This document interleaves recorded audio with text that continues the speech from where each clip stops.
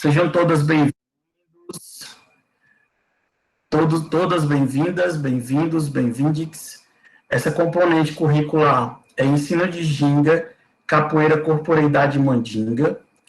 Ela está no último semestre do curso de pedagogia, na nossa grade, né, curricular. Ela está no último semestre, mas, ao mesmo tempo, me faz puxar de vocês uma maturidade maior nas outras disciplinas. Então, por exemplo, essa disciplina, eu vou chamar de disciplina porque é a mania que a gente tem ainda, né, cartesiana, de estar enquadrando disciplinarmente, mas essa componente, ela se fosse num curso tradicional, né, de se formar, né, Carla?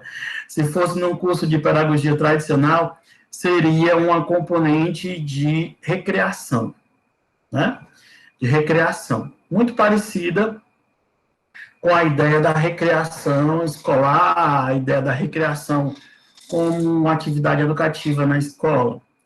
Só que, como a nossa perspectiva ela é afrocentrada e o trabalho que nós desenvolvemos ao longo de todo esse processo formativo na Unilab, ele vem a ter um caráter transgressor e revolucionário, né? A disciplina de ensino de ginga, ela vem a trabalhar basicamente com corpo e filosofia, né? Com corpo e descolonização, com corpo e outros processos de compreender o mundo e a vida.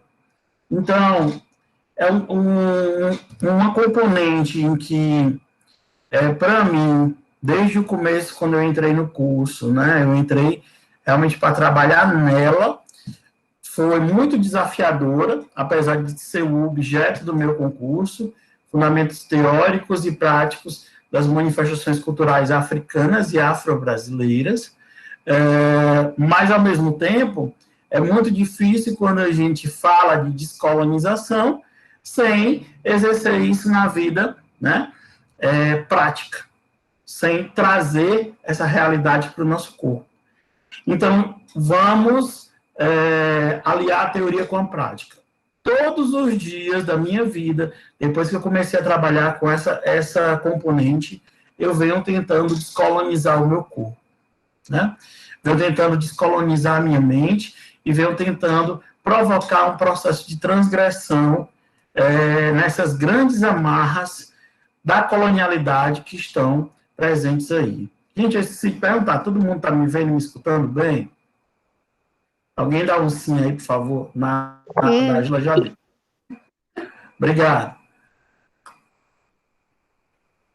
Então, ela não é uma disciplina fácil, ela é uma disciplina não é uma componente fácil, é uma componente extremamente complexa, porque ela requer uma compreensão filosófica bem maior, né? Ela já possibilita que as outras componentes de capoeira, elas sejam muito bem...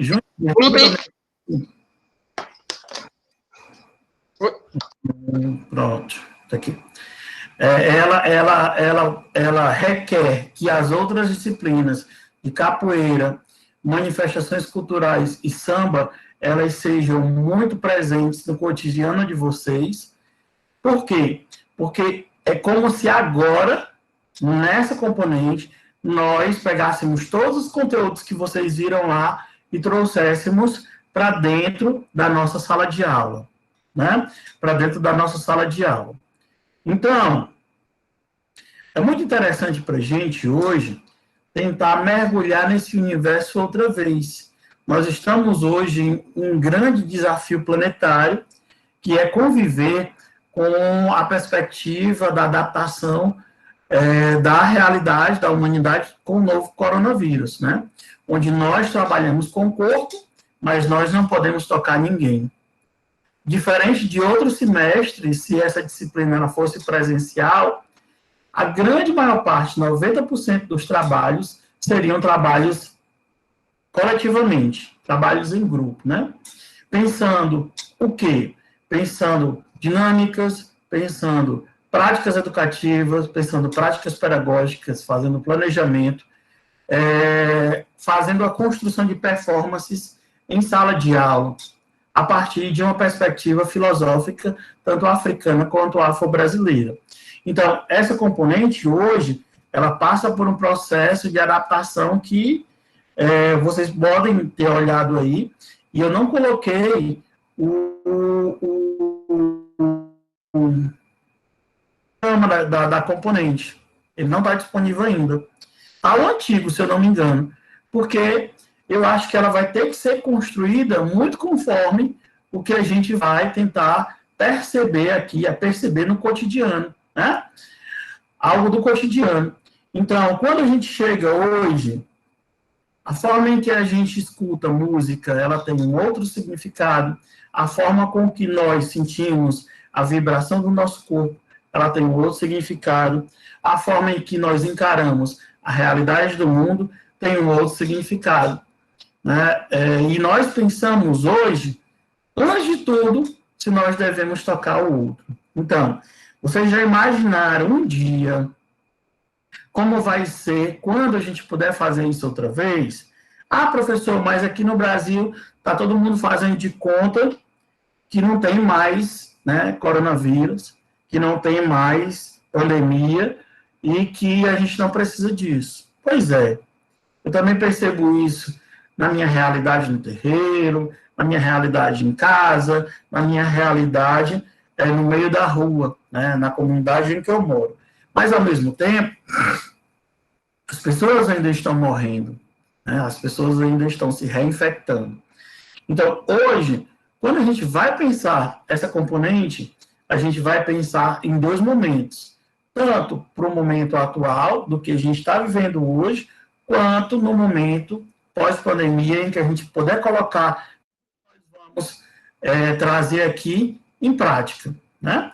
Então, é uma perspectiva, sim, transgressora e é uma perspectiva, sim, revolucionária, ok?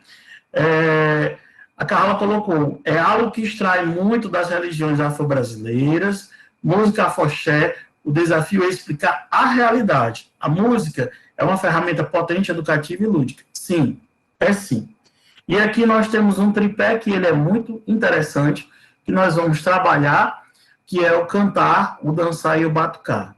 Então, qual é o nosso grande desafio hoje?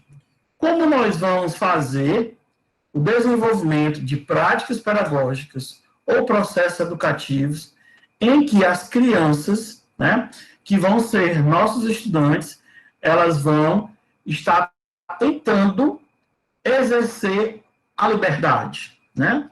E a liberdade que eu falo é uma liberdade cognitiva. Por quê? Quando nós estamos na sala de aula, geralmente nós, professores, nós pecamos muito por potencializar apenas o desenvolvimento de duas inteligências, né? Que é a linguístico-verbal e a lógico-matemática. Mas onde estão as outras? Onde estão as outras? Alguns de vocês já me seguem nas redes sociais. Então, apesar de todas as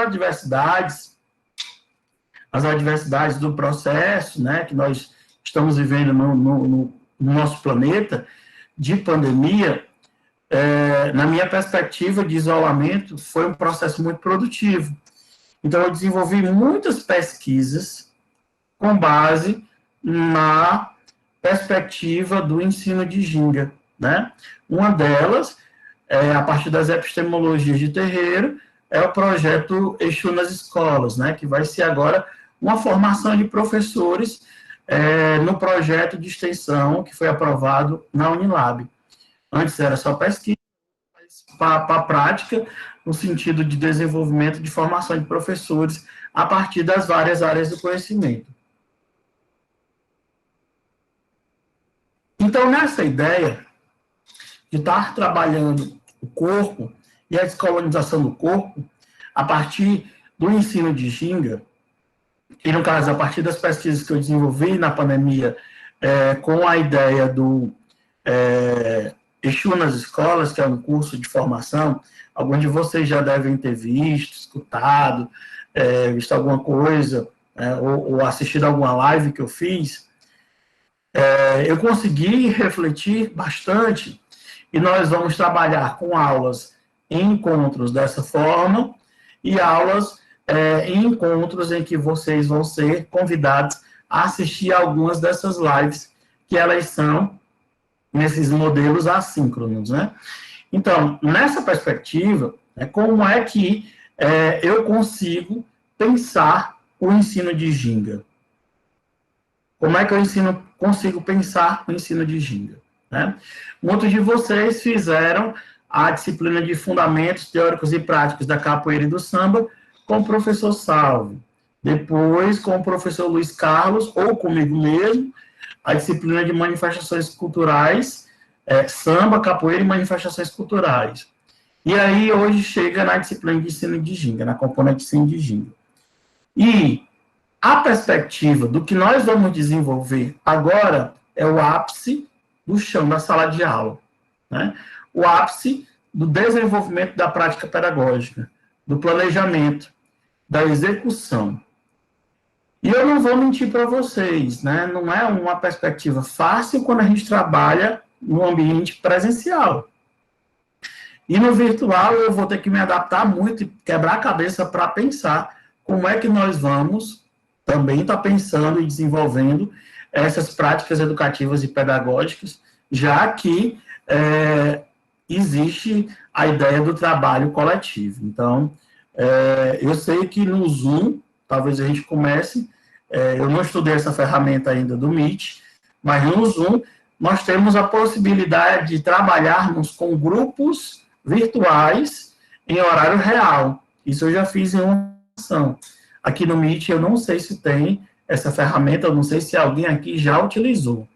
Então eu sei que no Zoom a gente consegue diferenciar vocês em grupos, por exemplo, aqui tem 27 pessoas online. Essas 27 pessoas eu conseguiria fazer 5 grupos, 3 grupos de 5, 2 grupos de 6 pessoas, né? Então, é uma possibilidade? Sim, é uma possibilidade, no Zoom. Eu ainda não sei no Meet, né? E aí, uma perspectiva a se estudar. Mas, para além disso, né? Como é que nós vamos estar dividindo essa disciplina em 3 momentos? Em um momento inicial, anteriormente, era estar discutindo a questão da perspectiva da formação das matrizes culturais e religiosas. Eu iniciaria a disciplina dessa forma, a componente dessa forma. Mas hoje não. Eu trouxe para a gente estar pensando a ideia de um paradigma necessário e diferente, que é o paradigma ancestral. Eu mandei o texto hoje, eu não sei se alguém teve a possibilidade de estar tendo acesso a esse texto e lendo. Alguém conseguiu ler? Se sim, coloca só o sim no chat aí, ou fala. Opa, alguém, né?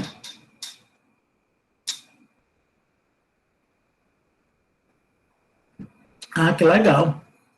Então, 5 pessoas leram, né, o texto. Isso é muito bom.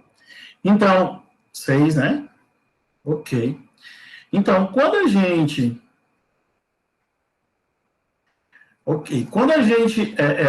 consegue, né, perceber hoje a ideia da necessidade de um outro paradigma, e esse texto ele foi escrito antes da pandemia, ele nos faz pensar hoje, apontando para onde nós queremos caminhar, para onde nós queremos construir.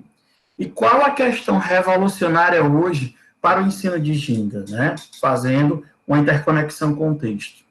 É justamente essa, que nós, hoje, temos a necessidade de construir um outro olhar educativo e uma outra prática cotidiana. Ou seja, hoje nós precisamos aqui sair dessa componente, finalizando esse semestre, pelo menos pensando ou apontando como é que nós vamos fazer leitura de um corpo descolonizado em sala de aula. Como é que eu vou ensinar matemática?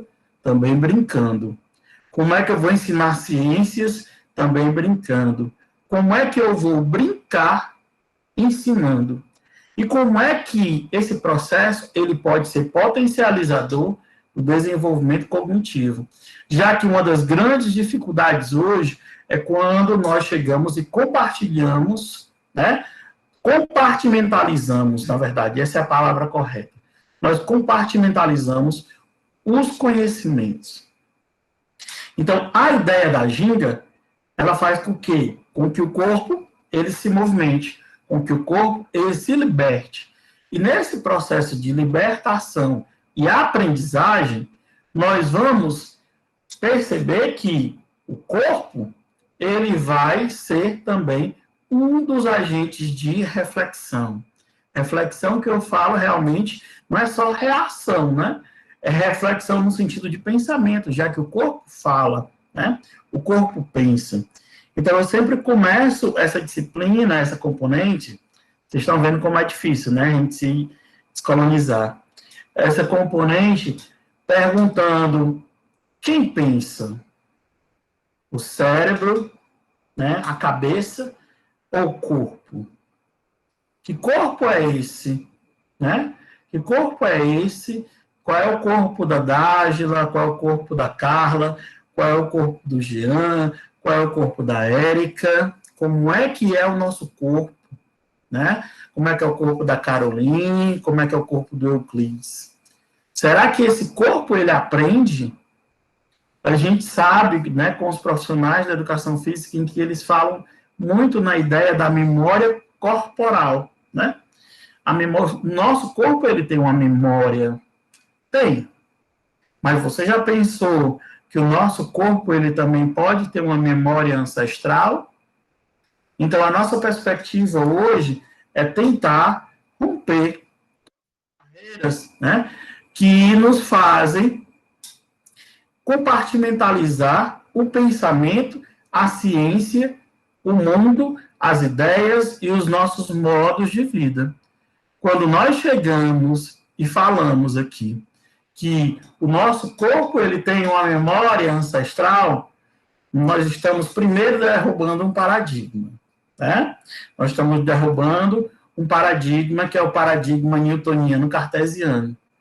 Nós estamos derrubando aí uma ideia que ela é muito complicada, que é a ideia da materialidade apenas. E nós estamos afirmando um mundo que ele é sensível, que ele é invisível na grande maioria das vezes, né? Que é um mundo de energia, um mundo de sentimento, um mundo de sentidos. Então, por exemplo, quando nós afirmamos que isso também é ciência e que o nosso corpo ele produz também conhecimento, nós estamos realmente, sim, transgredindo, certo? Nós estamos, sim, nos conectando com outras esferas que, às vezes, a gente pode chamar de sagrado, que, às vezes, a gente pode chamar de divino, que, às vezes, a gente pode chamar de energia, que, às vezes, a gente pode chamar de universo, né? Mas a própria física, ela nos fala que todos nós estamos conectados. Então, quando nós estamos conectados, qual é a nossa perspectiva de tentar compreender essa conexão? Né? Às vezes nós somos barrados pela ideia da própria ciência que nos dita o que é ciência, ou pela ideia das religiões que vão dizer que isso é apenas religião. Mas quando nós tentamos compreender que nós somos seres ainda em uma pequena escala de desenvolvimento tecnológico, científico, desenvolvimento humano, né, como espécie, realmente a gente tem que pensar novos paradigmas, e um paradigma que eu aponto é apenas a ideia do paradigma afroancestral. Hoje eu não denominaria mais esse paradigma dessa forma. Eu vou reescrever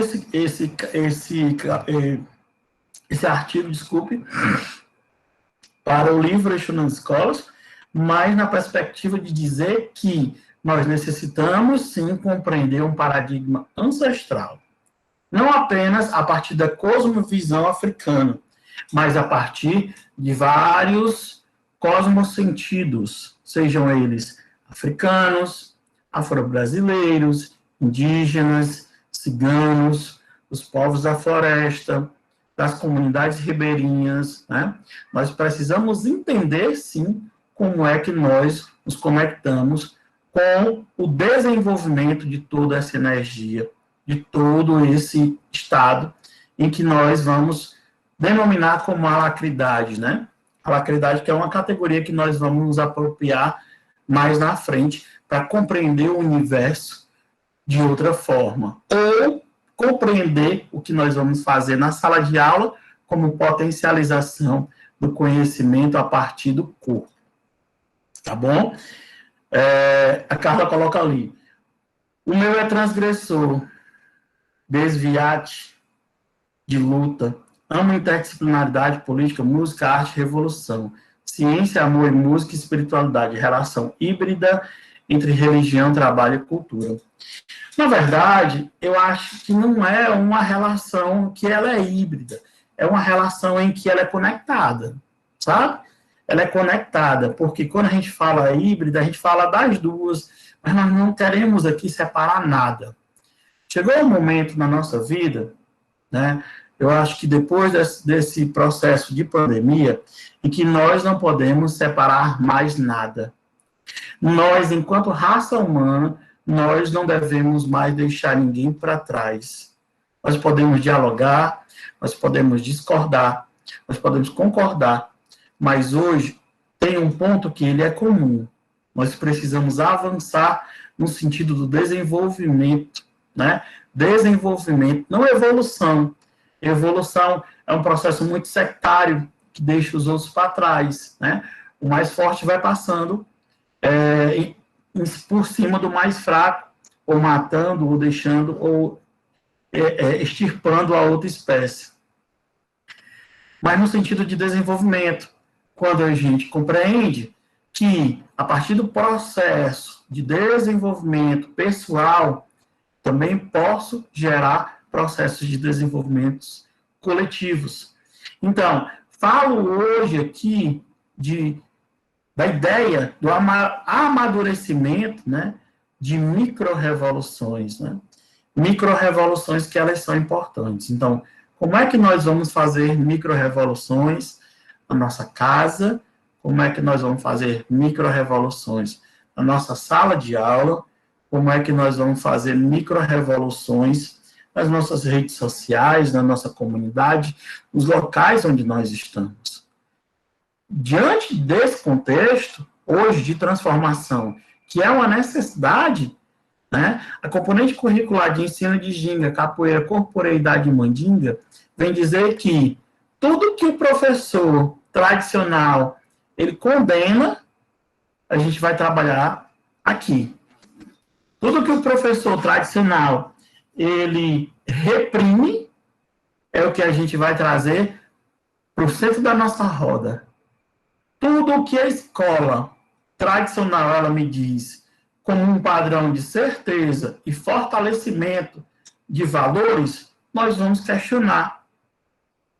Porque o que é, a partir de quem dita, por que todas essas certezas e quais as formas em que elas são utilizadas para a manutenção do poder e das relações a partir da ideia de colonialidade. Então, gente, quando eu falo, por exemplo, que existe um modelo de certeza, né, eu já estou complicando a história. Porque aqui nós não temos certeza, né? Nós temos certezas. Certezas que elas vão ser relativizadas, né? A Carla coloca aqui, como aplicar o PPP das escolas ou no planejamento nas práticas pedagógicas? Certo.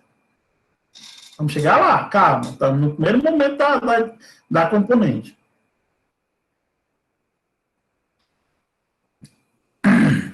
Você vai trazer hoje a ideia de que o que vai mudar, né? O que vai mudar é a potencialização do desenvolvimento cognitivo, primeiro ponto. Né? Quando você trabalha com o ensino de Ginga, você trabalha a potencialização do desenvolvimento cognitivo, não apenas de duas inteligências, né? Que são essas que eu já falei, a linguístico-verbal e a lógico-matemática, mas de todas as inteligências múltiplas, as inteligências múltiplas. Você vai desenvolver uma reparação ou promover a correção de injustiças cognitivas. Injustiças cognitivas quando, professor Lincoln, quando você repara, por exemplo, né, ou provoca a ruptura das relações de opressão, de opressor e oprimido, né? E aí, chegando na nossa perspectiva, África, Brasil, indígena, quilombola, maciço de Baturité, povos de terreiro, a gente consegue pensar que as relações de opressão, elas são provocadas geralmente por uma grande corrente, né, que até hoje dita todas essas regras e dita quem nós, infelizmente, temos que ser, né? E hoje, quando a gente chega nesse processo revolucionário, formativo e transgressor, a gente compreende que na Unilab, vocês já passaram por uma trajetória em que tudo isso foi muito questionado, não só por mim agora, mas por todos os outros professores e professoras que já cruzaram por vocês, ou que vocês cruzaram nessas encruzilhadas epistêmicas. E aí, trazer isso à tona hoje, em uma prática pedagógica, para crianças, né? Para crianças, realmente é revolucionário. E qual é o desafio maior? O desafio maior é porque nós temos um grande mal planetário que se chama racismo, né? Um grande mal planetário que se chama racismo, que é um dos grandes maus planetários. E o racismo, ele vai, em todo momento, nos enquadrar no sentido de dizer quem nós somos, onde é que nós devemos estar. A nossa perspectiva também vai ser a de romper essas estruturas racistas, tanto na perspectiva macro do racismo estrutural, como na aproximação com o diálogo, a vivência e a praxis acadêmica a partir do racismo epistêmico, que diz o que nós devemos escrever, devemos ler, devemos pensar, como na perspectiva também que nós vamos trabalhar, que é o racismo religioso, né? A partir das religiões originárias e tradicionais. Então, a partir dessa ideia, nós começamos a questionar como é difícil, né, estar trabalhando filosoficamente em cima de Ginga. Gente, isso é uma parte da componente, certo? Muitos aqui já foram meus alunos, outros não. Então, sou o professor Lincoln Jesus, conhecido no mundo acadêmico como Lincoln Jesus, amigos de alguns aqui já, outros que não me conhecem nesse universo. Eu sou Lincoln de Airá, né? Sou babalorixá, pai de santo, do Ileaxel Baoladegi, que é um terreiro-escola que fica aqui no município do Maracanaú, né? No município do Maracanaú, que é aberto há 10 anos já que esse terreiro-escola está aberto. Estava aberto como terreiro, eu acho que há 1 ano ele se transforma na ideia de ser um terreiro-escola de uma forma mais consciente e pedagógica e prática. Tenho graduação em pedagogia, né? Fiz graduação, não foi como a graduação de vocês, foi uma graduação específica para a área de formação de professores. na UVA, né? Então, a minha graduação em pedagogia, ela foi nos finais de semana e nas férias. Eu trabalhava só com professoras que já estavam em sala de aula, então eu tive a oportunidade de aprender com pessoas muito experientes. E também tive uma outra graduação, que foi licenciatura em Física na UFC, né? Fiz 2 graduações, uma em Ciências Naturais e outra na área de Ciências Humanas. Meu mestrado é em Educação e o doutorado também é em Educação. Então, o mestrado, eu trabalhei com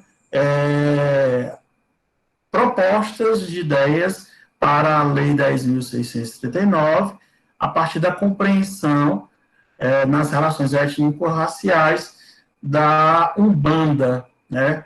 Os rituais de pretos e pretas velhas, rituais de cura dos pretos e pretas velhas, compreendendo os rituais religiosos como processos educativos também, desconstruindo a ideia do racismo religioso. E no doutorado, eu trabalhava em outra universidade, né, também federal, que era a Universidade Federal Rural do Semiárido, que fica em Mossoró, no Rio Grande do Norte, e lá eu trabalhava com o curso, a licenciatura interdisciplinar em Educação do Campo. Então, eu formava professores em áreas do conhecimento que iam desenvolver atuação, ensino fundamental, anos finais e médio, em áreas específicas, e aí eu trabalhei com educação para a convivência do semiárido, né, com o semiárido, a partir do olhar de práticas pedagógicas e educativas dessas estudantes. Então, eu trabalhei com perspectivas bem diferentes, até voltar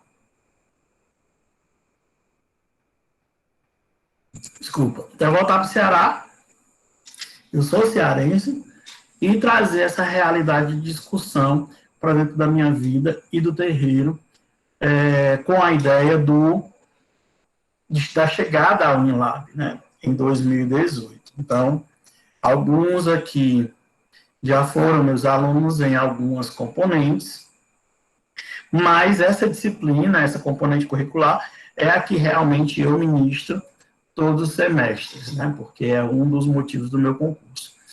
Então, hoje, eu compreendo que não posso chegar, né, e deixar apenas a discussão que a gente faz e desenvolve aqui em um contexto filosófico, sem atrelá-lo ou atrelá-la à prática real que nós vamos desenvolver no chão da escola. Então, trazer todas essas discussões para a realidade prática da sala de aula, né, é um dos grandes desafios que nós vamos desenvolver aqui no decorrer do andamento dessa componente. Então, qual é a sugestão? Né? Eu não queria fazer isso, dar trabalho, né, mas se torna muito interessante nesse contexto de pandemia, se depois a gente pensar ou alguém puder organizar um grupo no WhatsApp, né? Um grupo no WhatsApp em que a gente esteja mais próximo de estar se conectando, né? Já que nem sempre a gente vai conseguir, de uma forma rápida e real, né, tá fazendo esse diálogo e essa discussão. Então, o grupo no WhatsApp, ele pode ajudar. Se alguém puder se comprometer de criar esse grupo, eu agradeço imensamente, porque eu tenho dificuldades em estar fazendo isso aí, né? Criar e administrar, certo? A gente pode pensar nisso aí. Um grupo em que ele tenha regras, não precisa fazer aquelas correntes de oração, temos pessoas de várias religiões diferentes aqui, não precisa dar bom dia, nem boa tarde, boa noite, você já tem bom dia, boa tarde, boa noite eterno, né? Não precisa também disso. A gente vai apenas chegar e fazer alguma discussão que seja interessante para tentar tirar alguma dúvida ou informar, certo? Então, vai ser um grupo mais informativo. Pode ser até um grupo fechado, em que eu possa apenas estar informando, né, alguma coisa e abrir quando necessário, para que a gente troque uma ideia no decorrer da semana, mas eu considero que seja uma ferramenta também que nós podemos utilizar. Se alguém se propor a criar esse grupo, coloque o celular aí para que as pessoas possam adicionar, tá bom?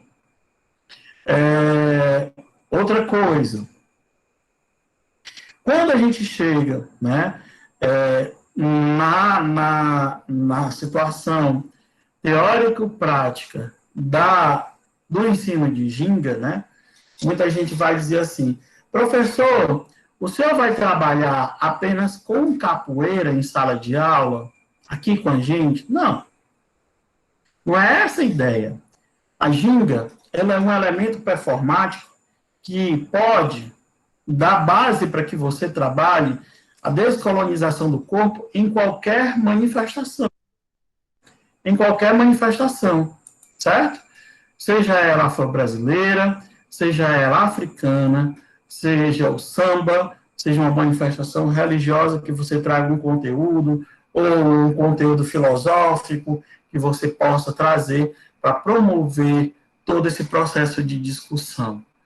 Então, nós estamos trazendo hoje um dispositivo ético, né, estético, político e transgressor, que é a ginga, para a gente estar trabalhando em qualquer manifestação que você quiser levar para a sua sala de aula. Professor, quer dizer que eu vou brincar com as crianças todo dia nessa perspectiva de uma aula diferente? Não, você não precisa fazer isso. Mas essa aula diferente, ela pode ser o desencadeador, certo? Para uma grande revolução no modo de vida das crianças. É isso que é importante que você entenda, né? A descolonização do corpo, ela é importante quando eu tiro uma criança do chão, tiro a criança da mesa, da cadeira, e levo ela para o chão. Quando ela coloca o pé no chão, quando ela brinca, quando ela canta, quando ela dança, quando ela aprende ritmo, quando ela aprende a observar o mundo de cabeça para baixo, né?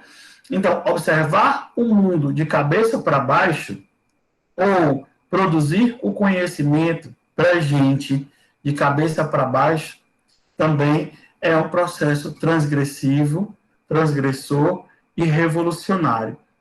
Que para a gente, quando a gente fala em desenvolver ciência, hoje a gente quebra barreiras e diz que a ciência moderna ela ainda não consegue nos compreender de uma forma efetiva como poderia ser. Deixa eu ver se a minha imagem assim fica melhor. A melhor imagem nessa posição?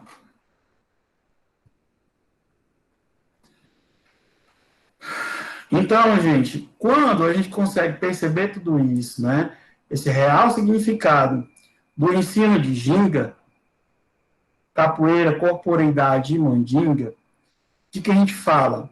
De um processo significativo de encantamento de vida. Vocês já perceberam hoje a dinâmica de adoecimento da sociedade? A dinâmica de adoecimento das pessoas, principalmente na pandemia, né? Se antes as pessoas já ficavam doentes, hoje parece que o bicho está pegando. Por conta do isolamento, por conta da necessidade do contato direto com as famílias, por conta de uma série de fatores que modificou as nossas rotinas, nós conseguimos perceber que o adoecimento ele está acontecendo. E é um adoecimento hoje que ele não é apenas só da doença material do corpo. É um adoecimento da alma, é um adoecimento do espírito, é um adoecimento bem maior de todo esse processo de vida. Então, quando eu trago, aqui já é o do grupo, é do WhatsApp, Fernando? Ok. Eu vou colocar no e-mail também, tá bom? Vou salvar aqui. Vou mandar para a Dágila. Só um instante. Pronto. E aí eu vou mandar por e-mail para as outras pessoas que também não estão aqui. Aí nós vamos, né, fazer, valeu, Fernando, obrigado, esse processo de moderação, né, do grupo para que ele não se torne um grupo chato, nem um grupo complicado, mas sim um grupo em que a gente possa ter um objetivo específico, que é se aproximar, né, de todo esse processo aqui maior, nesse estado de necessidade que nós vivemos hoje na pandemia. Então, gente, quando percebemos hoje que o ensino de Ginga, né, ele busca caminhar dessa forma, o que nós fazemos? A nossa componente, ela se divide em 3 momentos. O momento em que nós vamos fazer essa discussão mais filosófica, teórica, né, que é na unidade 1, que hoje eu vou reformular, estou falando do que era, né, mas eu vou falar do que eu penso em fazer. Teórica, filosófica, no segundo momento, em que nós fazemos um momento de maior planejamento e discussão, certo? Planejamento, sim, em que nós desenvolvemos planejamentos, planos de aula, na verdade, de forma coletiva, discutimos os planos de aula de forma coletiva, apontando como eles podem ser melhorados, se eles são viáveis, se eles não são viáveis. E em terceiro momento, né, que é justamente a ideia de como nós vamos estar desenvolvendo práticas pedagógicas de uma forma em que a gente consiga realmente tentar levar esse estado de transgressão. Era muito interessante, nos outros semestres, porque a gente trabalhava diretamente com o corpo, né? Com a realidade do corpo. Então, o que é você estar na sala de aula toda, sentar todo mundo no chão e brincar com todo mundo, escutar a música de todo mundo, e todo mundo incorporar a sua criança interna, todo mundo dar os passos dessa memória ancestral, refazer esses passos dessa memória ancestral, trazendo esses passos com materialidade para a nossa vida, despertar dentro de cada um esse estado de alegria, de alacridade, transformando o nosso axé, a nossa energia vital, né? Então, essa é a ideia realmente da sala de aula, do ensino de Ginga, que é trazer a alegria para dentro da vida da sala de aula, das crianças e dos professores. Mas, hoje nós estamos no virtual. Então, muitas práticas que nós vamos desenvolver nos adaptando aqui a partir da realidade em que nós analisamos as viabilidades, né? As viabilidades. Então, o que é que eu considero hoje? Que a gente não deve se frustrar. Eu passei, desde o começo do Plex, pensando como trabalhar ensino de Ginga. Será que eu vou me frustrar trabalhando o ensino de Ginga?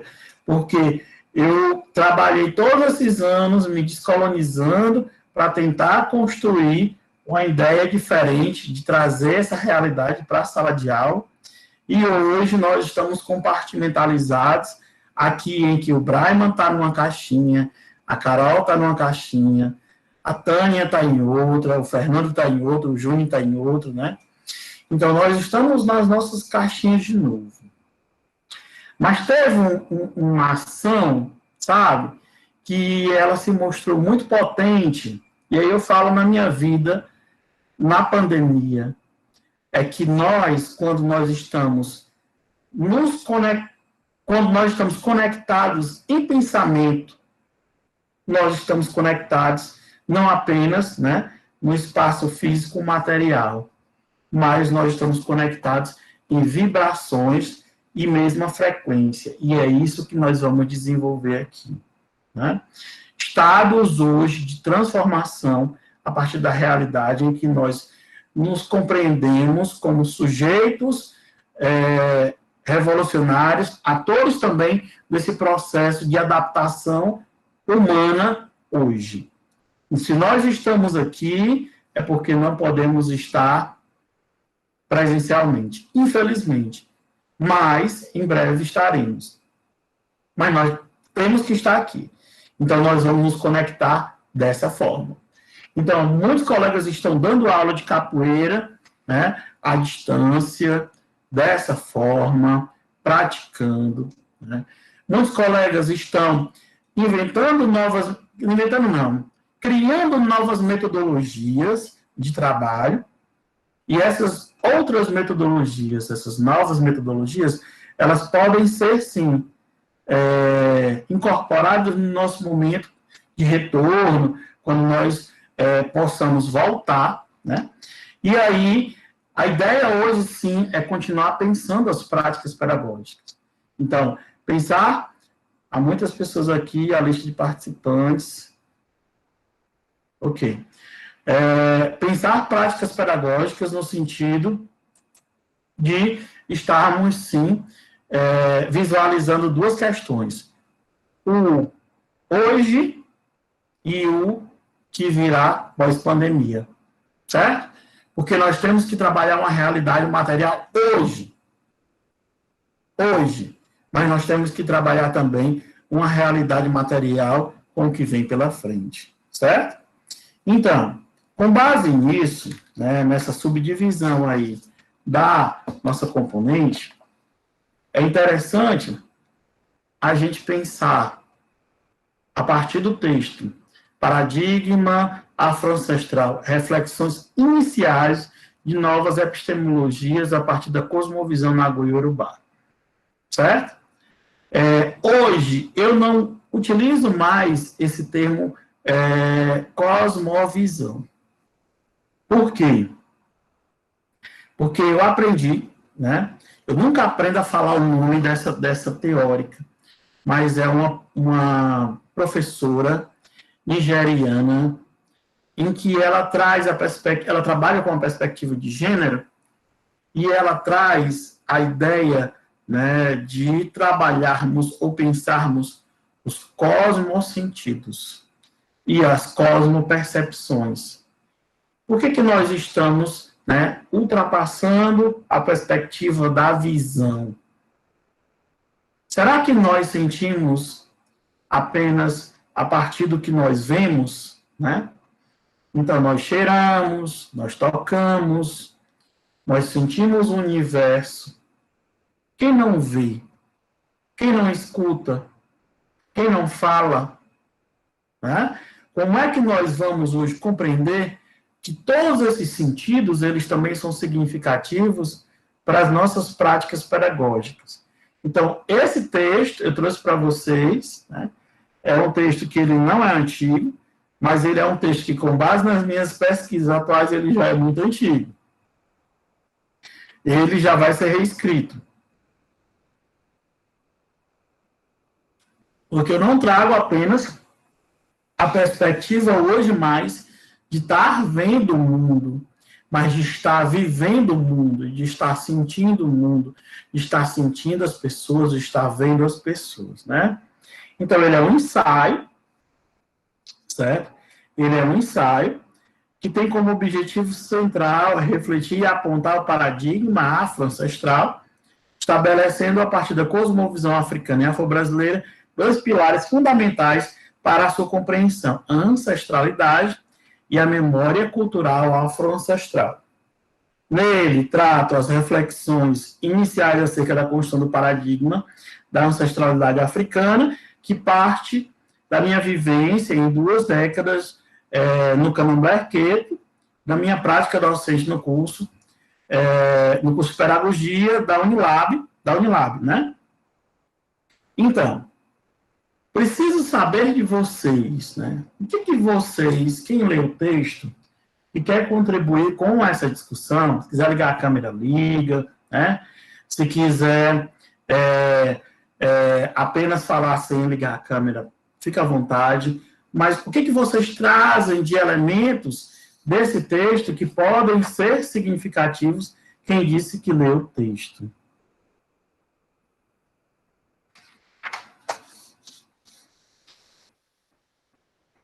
Quem quer falar? O Jean diz assim, então, qual o termo ideal para substituir o termo cosmovisão? Jean, eu não posso te dar uma fórmula correta, tá certo? Uma fórmula correta. Eu aponto hoje que nas minhas pesquisas, na minha compreensão, eu utilizo a ideia de cosmopercepções, certo? E cosmosentidos. Porque, como eu estou te dizendo, eu não apenas vejo o mundo, eu cheiro o mundo, eu vivo o mundo, eu sinto o mundo, eu piso no mundo, eu pego no mundo, certo? Eu faço parte desse mundo. Então, quando eu estou analisando a partir de um cosmo que está aqui, ó, daqui para cá, eu estou apenas analisando relativamente esse espaço. Você está entendendo? Vocês estão compreendendo o que eu estou falando? Se alguém tiver, por favor, coloca sim aí ou não. Né? Eu estou falando a partir da minha visão apenas. E os outros sentidos que estão ali? O que significa? Barrar a potencialização do desenvolvimento cognitivo das crianças, certo? Primeiro, nós também, né? Nós também. Porque o que eu estou falando aqui para muita gente possa ser, professor, não é nada do que o senhor está falando. Mas eu estou querendo dizer, quando você trabalha apenas com o termo visão, né? Ou você apenas vê, você não sente e você só pensa em uma perspectiva. Certo? A perspectiva cartesiana do colonizador. E o nosso papel hoje aqui, ele é o de avançar nessa perspectiva e nos fazer pensar o mundo de cabeça para baixo. Porque é uma das prerrogativas da ementa da disciplina. Como nós vamos pensar o mundo de cabeça para baixo? Né? Como eu vou trazer essa prática para dentro da minha sala de aula? Como eu vou trazer a capoeira para dentro da sala de aula? Eu não estou falando, viu, Carla? Eu não estou, viu, Brian? Eu não estou falando aqui da capoeira, né, ou de uma manifestação africana fora da sala de aula. Eu estou falando dela dentro do currículo. Então, quando eu falo dela dentro da sala de aula, eu estou falando dela dentro do currículo, junto com o ensino de ciências, junto com a matemática, junto com o português, junto com a história, junto com a realidade social e uma educação contextualizada em que ela provoca um processo de transformação e um processo de mudança que se torna fundamental para a gente estar pensando o mundo. Certo? Alguma dúvida? Alguma colocação até aqui?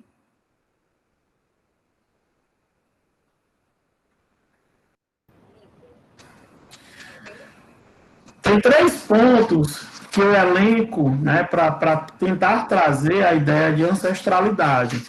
Alguém quer falar, Dágilo?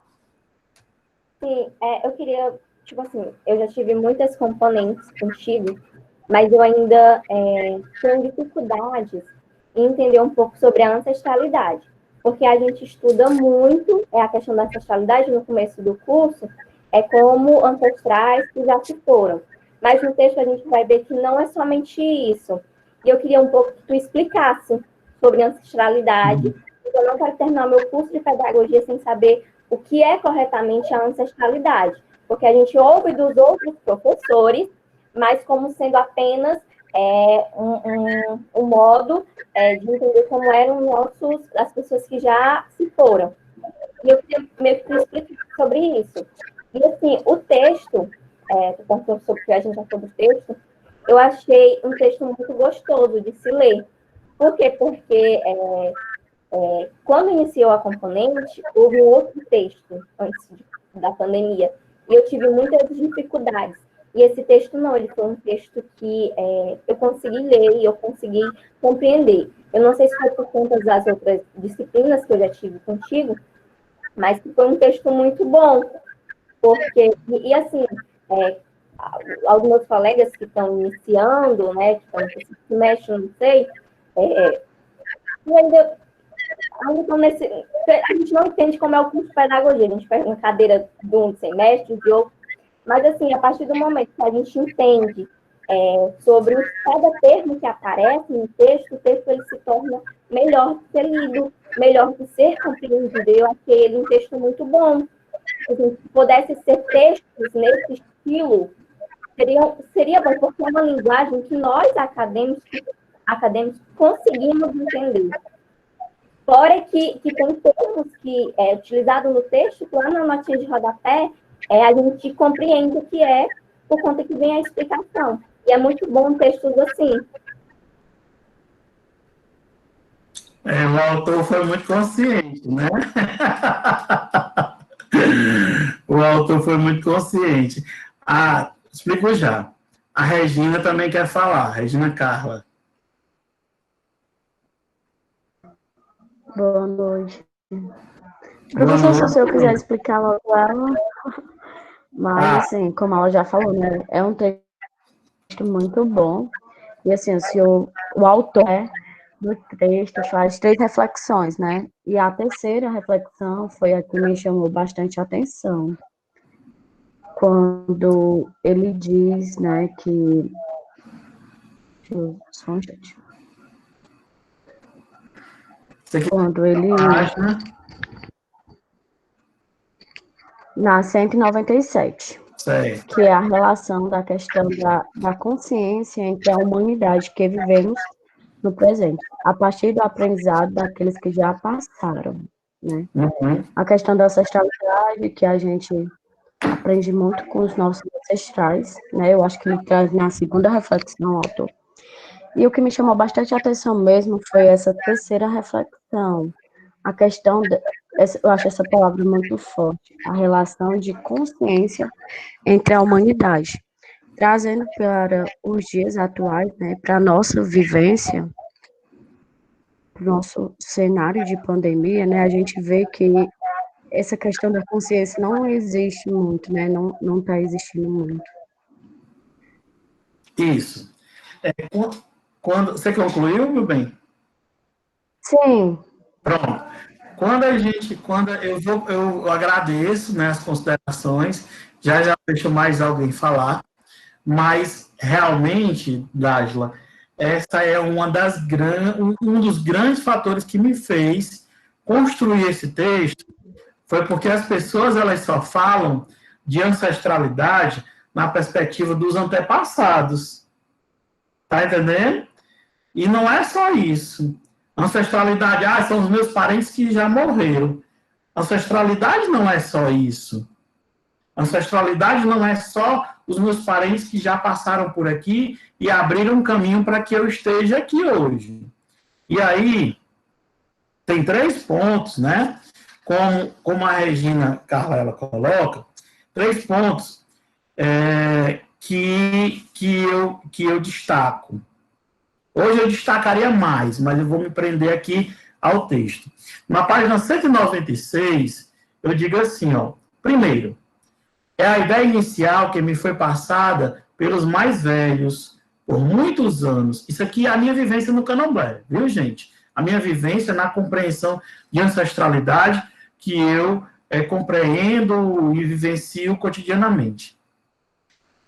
E por muitos anos, e mesmo repetir sem questionar, no caso, a de falar de ancestralidade, que era apenas a de falar dos parentes já falecidos, e que já passaram pelo plano físico, um fator que limitou por muitos anos minha compreensão, e que, em diálogo com os santos, né, pude compreender que trata-se de uma complexa relação estabelecida pelas interconexões que estabelecem entre o ir e o vir nos planos ancestrais, entre os planos sagrados do Orum e os planos sagrados do Aie.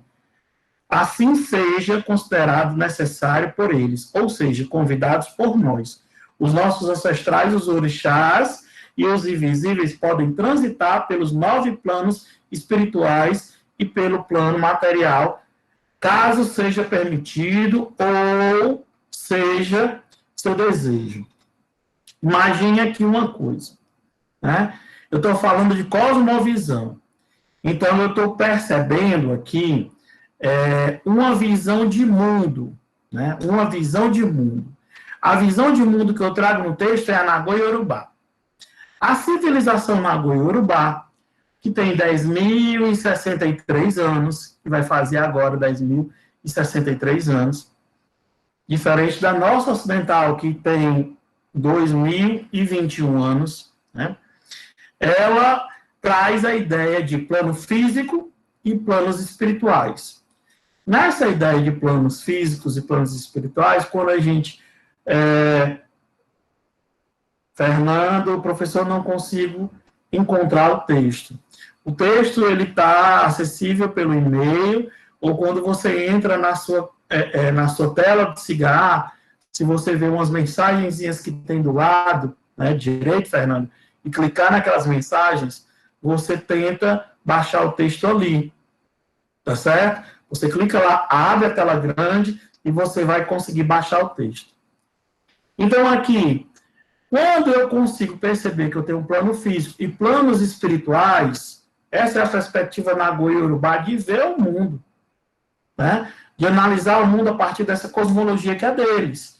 Então, o que eles dizem? Que existem aí o plano material, a Terra, que eles chamam de Aie, e os planos espirituais, que são o Orum.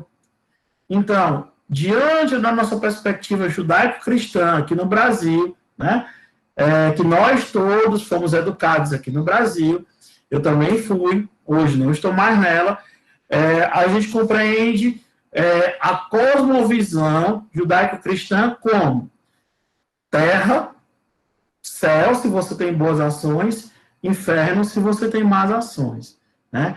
Para a civilização Nagô-Yorubá não existe essa perspectiva de atuação. Existem os planos espirituais que são 9, entendeu?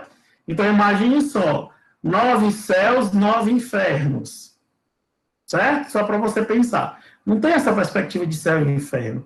Quem traz isso é o colonizador, né? Quem traz isso é o colonizador para a África.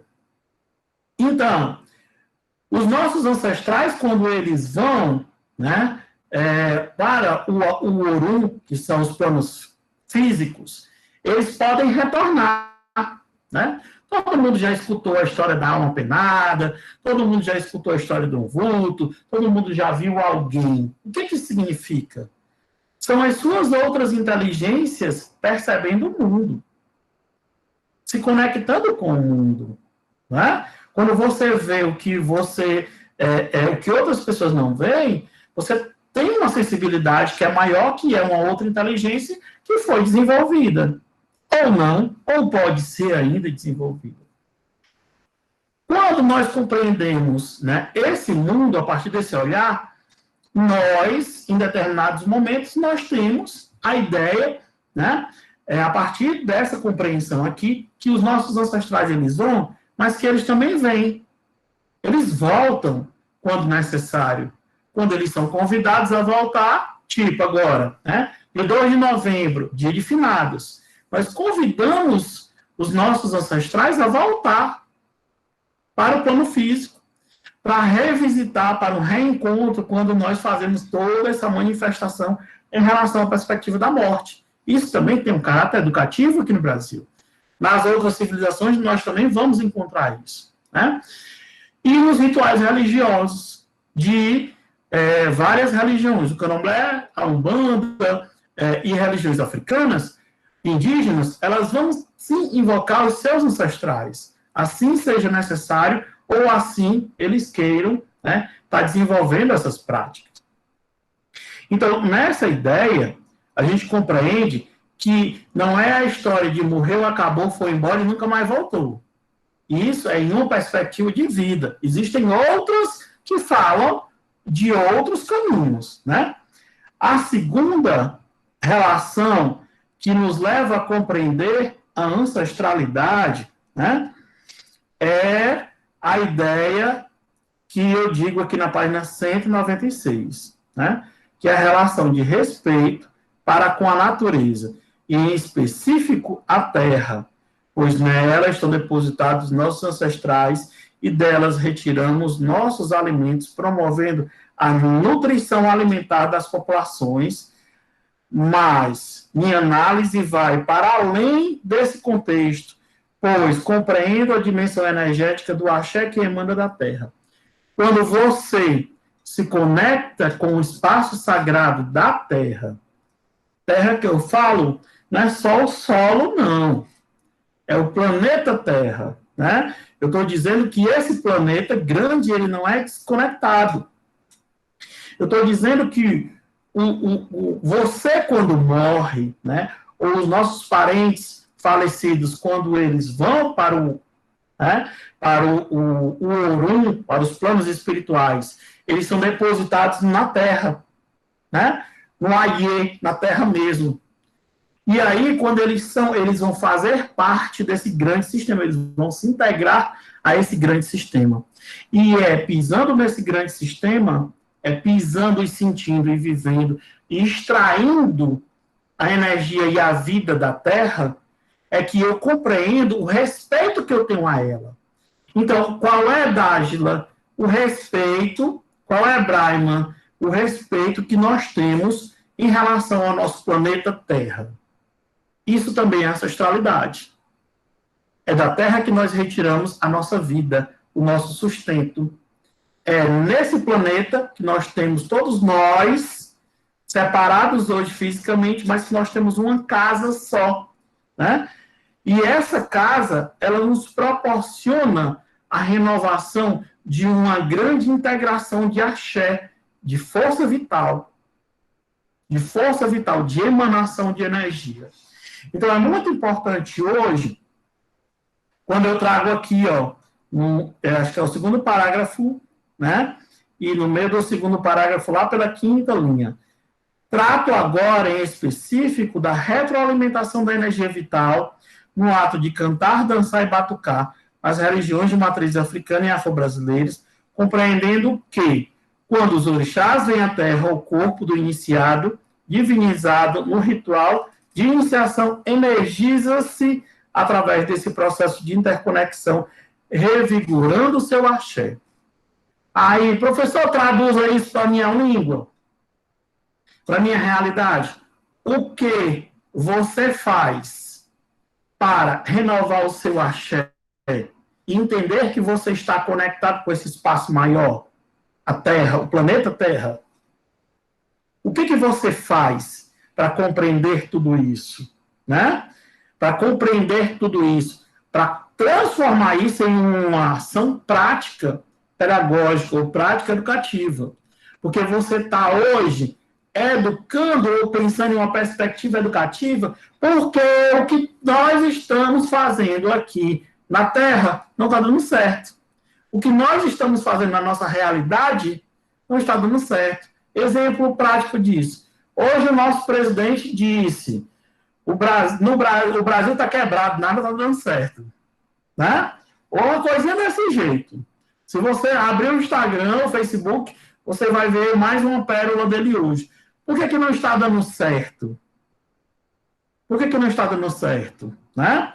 Porque as pessoas começaram a acordar, porque o sistema entravou para ele, porque estão prendendo o filho dele, porque o processo de vida que ele defende é um processo de exploração e destruição da população brasileira.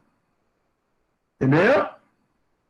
Então, como é que eu vou renovar o meu axé? Como é que eu vou renovar a minha energia vital? Compreendendo que eu estou nessa conexão maior com o planeta. Dágila, como é que nós protegemos o nosso planeta? Como é que nós extraímos a vida para a gente, né, renovar a nossa energia é tomando um banho de cachoeira? É indo na mata? É cuidando das plantas do seu jardim? É através do processo de cantar, dançar e batucar aqui no terreiro? É na igreja, orando, cantando? Beleza. Mas você tem que entender que esse processo de conexão, ele também é parte da ancestralidade, em que nós, né, estamos ali trabalhando como ligação sagrada com a Terra. Né? Então, eu digo aqui mais na frente, o Aie e o Orum reconectam-se nos terreiros em uma ligação que torna esse espaço vivo, cheio de energia vital para a renovação do axé dos filhos e filhas de santo, pois na terra está o maior receptáculo de axé. No ato de pisar no chão dos terreiros, evidenciamos o respeito ao solo sagrado, que também é reverenciado pelos ancestrais, que, para esses espaços, nos trouxeram, e a partir dele, canalizamos e renovamos a nossa força vital. E o terceiro ponto, para a gente entender ancestralidade, né, é a relação de consciência, que no presente nós estamos construindo o nosso futuro, ou o futuro das próximas gerações. Qual é a ação educativa hoje de consciência ou de projeção para as outras bases civilizatórias para esse planeta que nós queremos? Então, não adianta hoje você achar que você vai desenvolver um processo educativo sem uma finalidade, você vai estar enrolando uma criança ou se enganando, querendo aí apenas um salário mínimo. Qual é a ação de consciência que você vai fazer para o desenvolvimento da realidade crítica, criando novas bases civilizatórias para que aquela criança, ou nós mesmos, possamos perceber uma ação de transformação do mundo? Né? Uma ação de transformação do mundo, uma ação de libertação dessas amarras de opressão.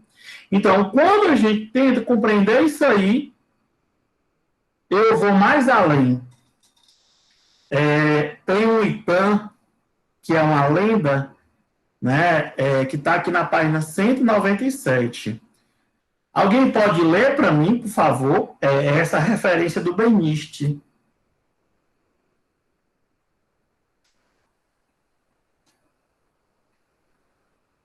Tem alguém com o texto aí na mão?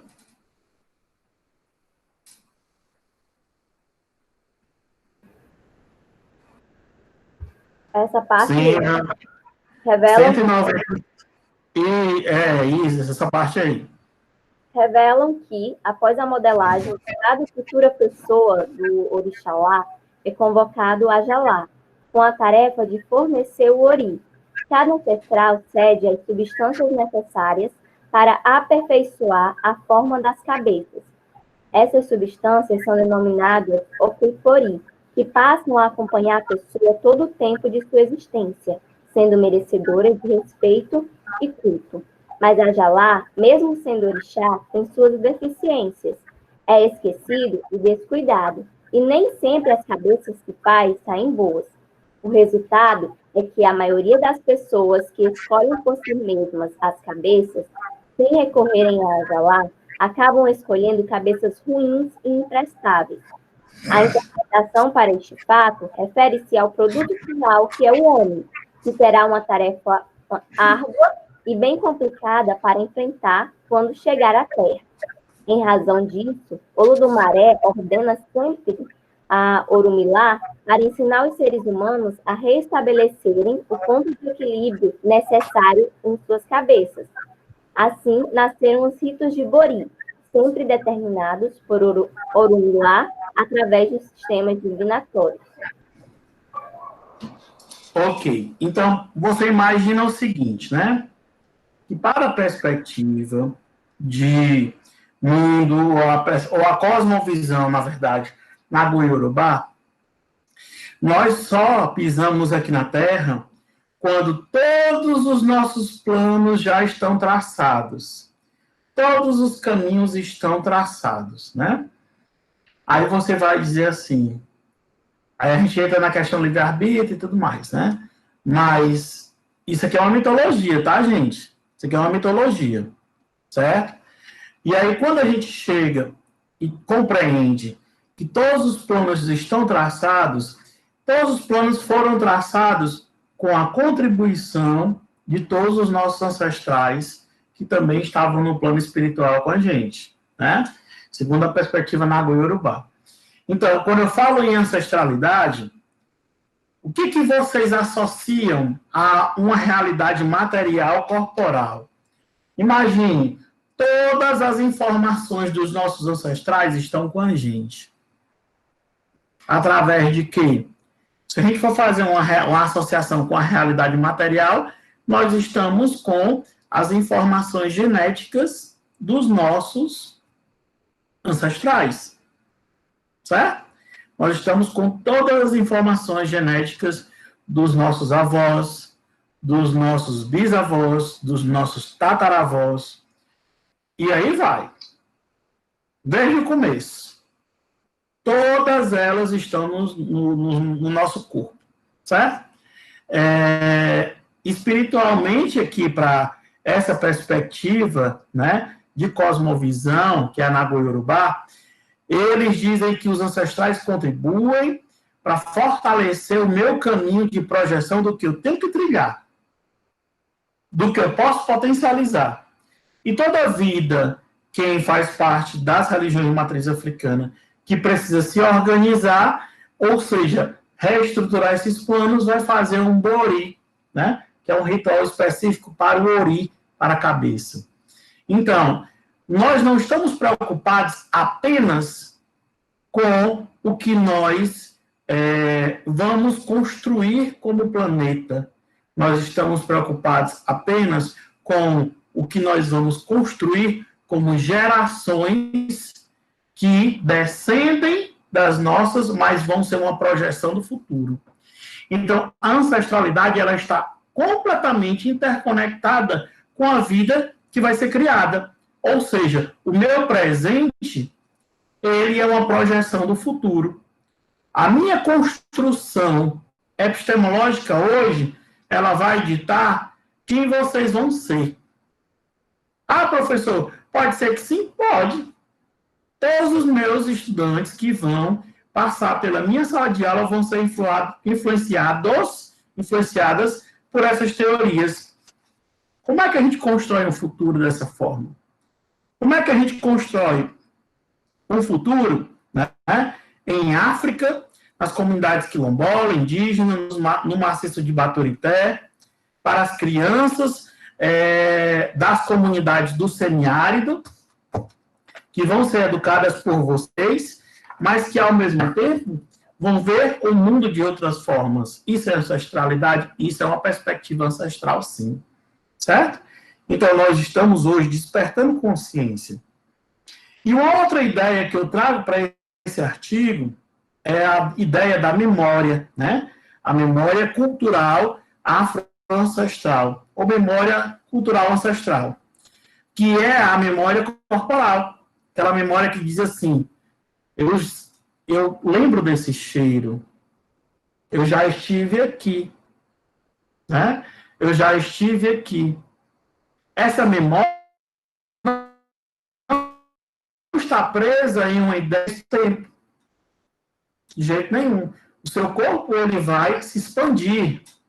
Se você entende, né? Que o seu corpo, ele pode se expandir, você consegue projetar todos os seus sonhos. Se você entende isso, você consegue projetar todos os seus sonhos. Então, imagine só uma coisa. Consciência tem poder? Conhecimento tem poder. A partir do meu conhecimento, eu consigo expandir as minhas barreiras. A partir da minha energia vital, ou da minha energia, ou do meu encantamento, da minha mandinga, eu consigo trazer, né, o mundo para perto do que eu considero que seja real. É isso que a gente tem que perceber. né? Como é que nós vamos, enquanto educadores e educadoras, fazer isso com as crianças também? Primeiro, nos libertando apenas, né, da ideia do livro didático aprisionador, ou daquela ideia que vai nos sectarizar em um conteúdo que não é conectado. Professor, dá um exemplo aí. Dá um exemplo aí para a realidade.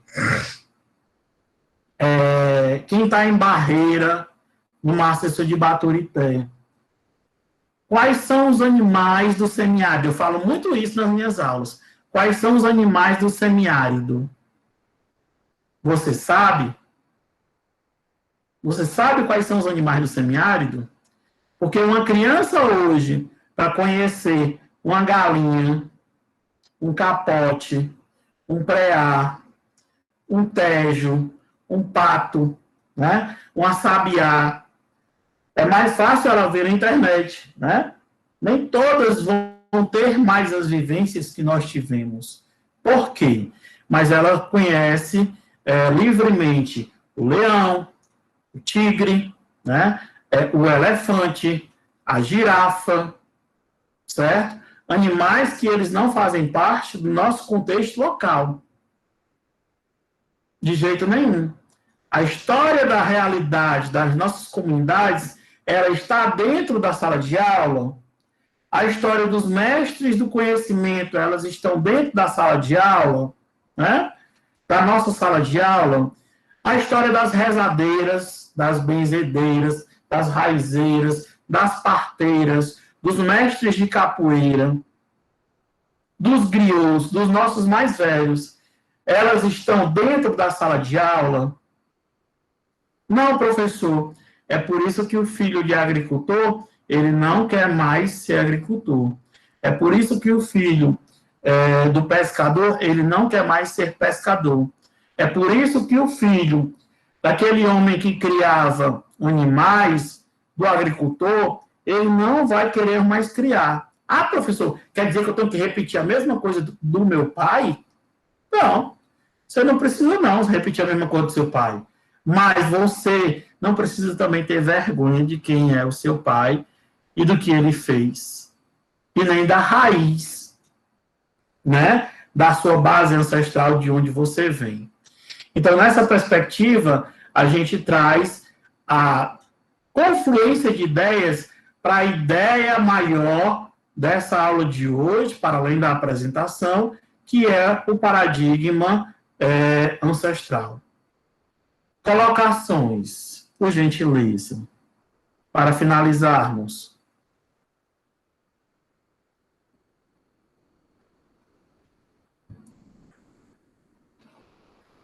Entendeu, Dágilo? Carla, quer falar alguma coisa? Regina?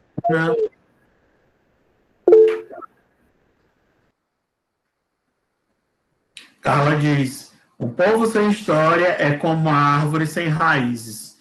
Temos que rodar o mundo, mas nunca esquecer nossa essência. Quem mais? Professor. Pois não, Jean. Oi, Jean, tudo bom? Bom te ver aqui. Obrigado, eu também. Só uma colocação, uma inquietação que tem me incomodado nesses últimos tempos sobre o termo ancestralidade, né? Porque quando se fala da ancestralidade, do termo ancestralidade, muitas pessoas, né, colocam o termo ligado à espiritualidade e religião africana. Mas o que eu estou entendendo, não sei se eu estou errado ou estou confuso, é que o próprio termo da ancestralidade, ou seja, a ancestralidade, é a base de todas as religiões. Não existe religião sem a base ancestral. Por exemplo, podemos pegar o cristianismo, né? Moisés é um ancestral cristão, né? Mas quando se fala da ancestralidade,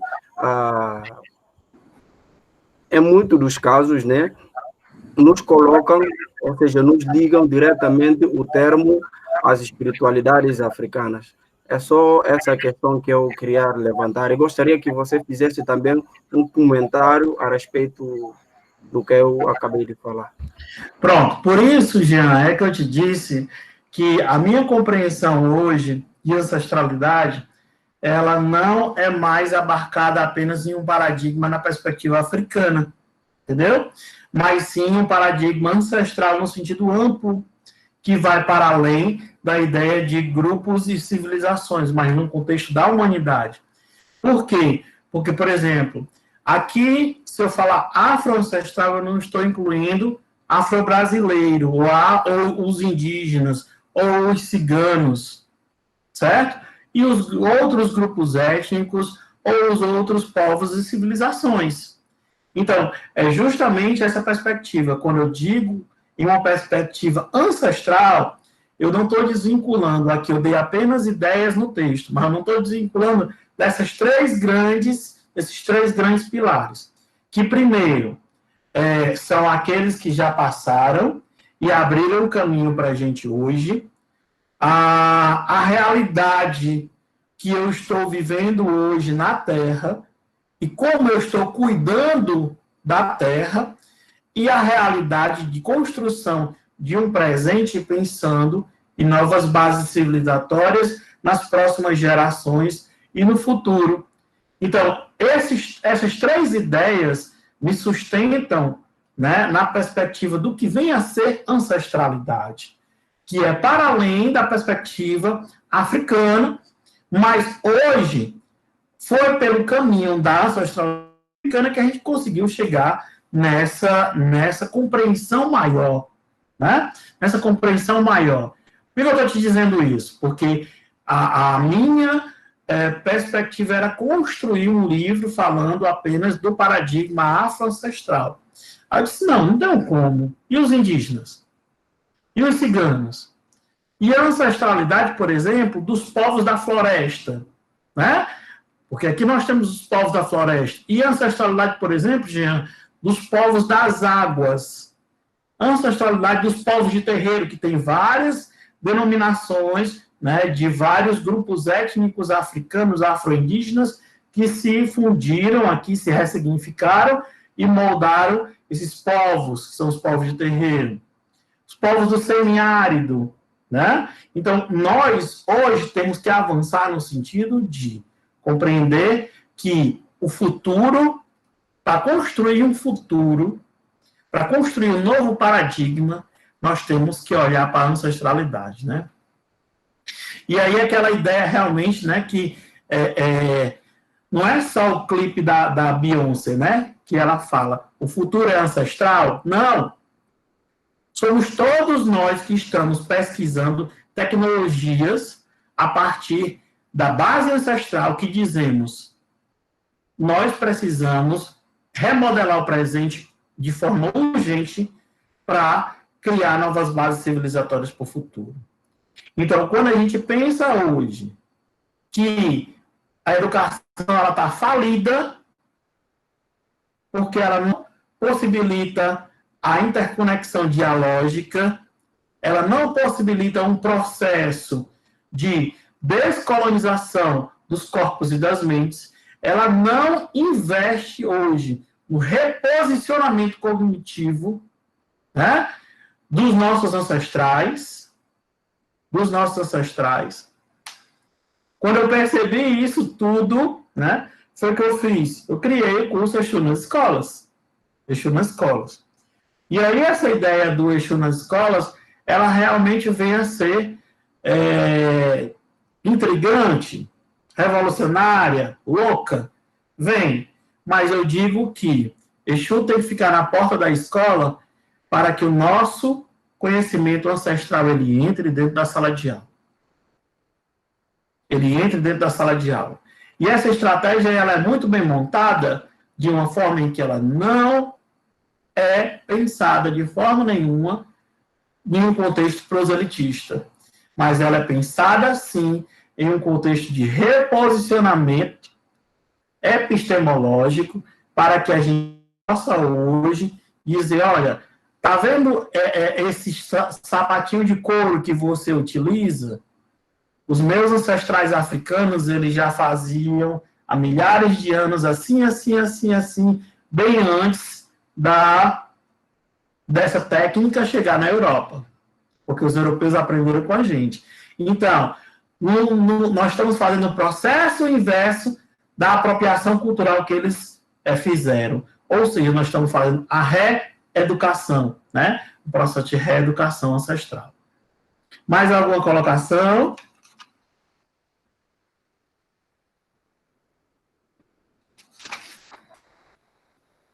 Sim ou não?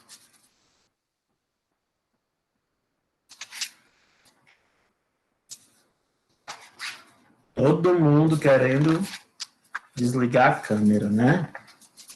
Ok. Então, gente, qual é a questão, né? Eu vou fazer aí sugestões de aulas e encontros dessa forma e sugestões de trabalhos, né? De forma em que vocês explorem aí as redes sociais, tá bom? E leiam os textos. Não toda semana, não necessariamente toda semana nós vamos estar reunidos assim. A frequência que nós vamos computar, elas vão ser com base nas atividades que vão ser solicitadas. Então, ainda essa semana, eu mando a atividade que vai ser computada para essa semana e para outra, que é a sugestão de que vocês entrem no meu Instagram e assistam uma live em que eu falo sobre ancestralidade, né? No meu Instagram, eu acho que tem mais de 40 lives lá, em que eu trabalhei várias temáticas para justamente a gente estar trazendo essas para a nossa sala de aula. Algumas foram fantásticas, tanto que eu vou transformá-las em livro agora. Outras foram boas, outras eu não gostei, mas a gente tem que ir aprendendo com a construção, né? E essa construção, ela é a partir de uma dinâmica que ela vem imbuída da dialogicidade da praxis. Por quê? É importante a gente perceber que a discussão ela é para além, né, do que seja com os autores. E nesse contexto de pandemia, a nossa ideia realmente é mergulhar nisso tudo que a gente precisa explorar. Tá bom? Alguma dúvida, alguma consideração? Sim, não, talvez um dia.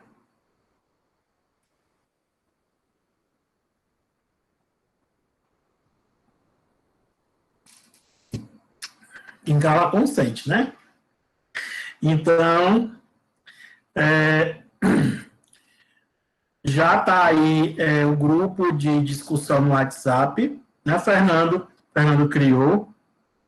A gente pode, vou mandar agora para todo mundo, para que fique mais fácil a nossa comunicação, para que a gente possa realmente interagir quando necessário for, né? Postar os textos para que a gente não fique só dependendo do cigarro, às vezes é mais fácil a gente baixar do telefone, e possa trocar ideias no sentido de estar aproveitando melhor as situações que nós vamos desenvolver no nosso contexto de finalização desse semestre remoto, tá bom? Desejo a todas e todos uma boa noite, uma boa semana. Dizer que entraram 30 pessoas e aqui nós temos 29, então uma deve ter tido um problema ou não quis voltar. Para mim é um sistema lucrativo, né? É um sistema bom. Então, espero que sempre que a gente marque essas aulas, a gente possa se encontrar assim, para estar percebendo essas situações e também interagindo quando necessário no grupo no WhatsApp. Tá bom? Grande abraço para vocês. Que os nossos ancestrais, eles possam sempre nos abençoar, nos ajudar. Gratidão. Exu é o orixá dos desejos. Todos nós temos desejos. Todos nós temos Exu. Dessa forma, o meu Exu pessoal, ele deseja o melhor para vocês. Tá bom? Que vocês tenham sempre o melhor, saúde, vida longa, crescimento, prosperidade, muita axé, e até o nosso próximo encontro, assim, dessa forma, né, virtual. Tá bom? Grande abraço, gente. Tchau, tchau. Boa noite.